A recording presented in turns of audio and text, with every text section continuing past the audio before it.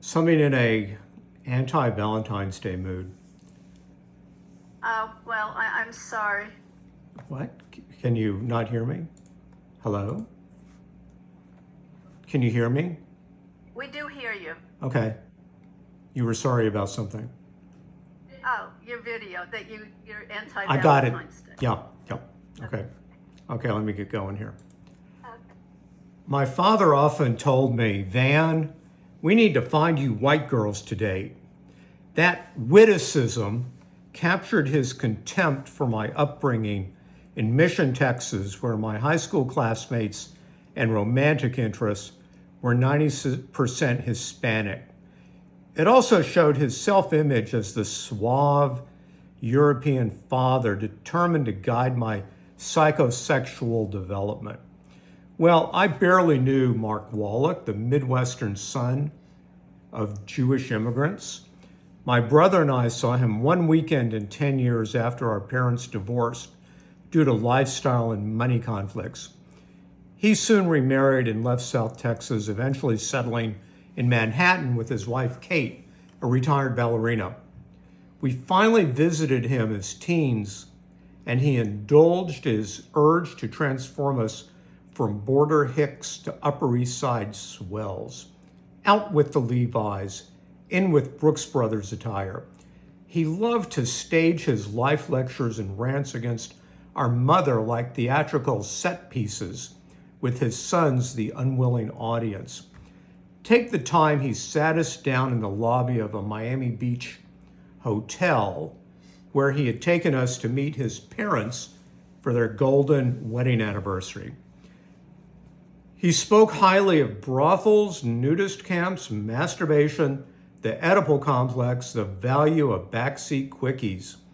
My ears tingled when he advised us to have a sexual encounter with a beautiful older woman to teach us what women like.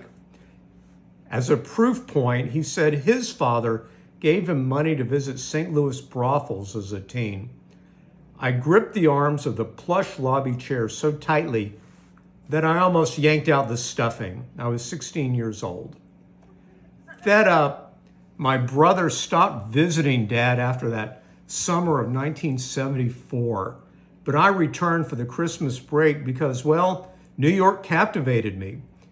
Enduring Dad's bloviating was the price I paid for that. This time he introduced me to a girl named Lisa, a willowy teen from Staten Island with freckles and auburn hair. The sheer novelty of hanging out with Lisa dazzled me. After I returned, head spinning, to the hot, flat, conservative Rio Grande Valley, I wrote a poem about us, Gone Lisa. This passage recalls strolling on Fifth Avenue. Bracelets in store windows glowed in her eyes. Like a thief, I turned to gaze. She is with me, this prickly city flower? I could see the petals dimly, now the thorns, pushing through the crinkly freckles. Rock-hard thoughts, freckles I would count. I desperately wanted to see Lisa again, so I returned for the summer of 1975, only to learn she had other social plans. Dad encouraged me to write her a letter. Then, after I poured out all my hurt feelings, he told me to not mail it. But I was too enamored and enraged to think clearly, so I sent it, provoking, of course, an irate response. After manipulating me into a funk, Dad shifted gears to make his Miami Beach theories my Manhattan reality. This time he staged the big reveal in the toys and games section of Bloomingdale's department store. Van Wall, I found a woman for you, he announced. He'd arranged for me to spend the night with a 35-year-old physical therapist of an antiques dealer pal of his. I wrote in my journal, which he discovered and threatened to photocopy, I was floored, pal. All my fantasies are mine once for the asking. He even got his wife, Kate, to play a role here. She assured me the woman was very nice. The offer tempted me. I was 17 and horny, but I dug in my Texas boot heels and declined. I would rather keep my virginity than lose my sense of self to his mania to refashion and control every aspect of my life.